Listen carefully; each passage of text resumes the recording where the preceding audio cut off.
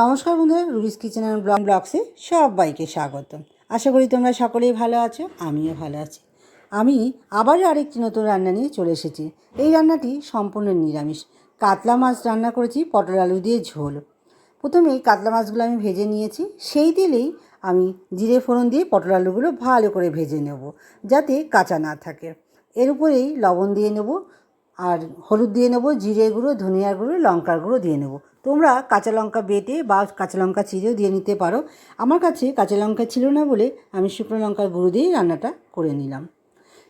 তোমরা কিন্তু তোমাদের মতন এইভাবে রান্নাটা করে নিতে পারো, শুকনো লঙ্কা ছাড়াই কাঁচা লঙ্কা দিয়ে। এবার আমি ভালো করে ভেজে নিয়ে জল দিয়ে নেব।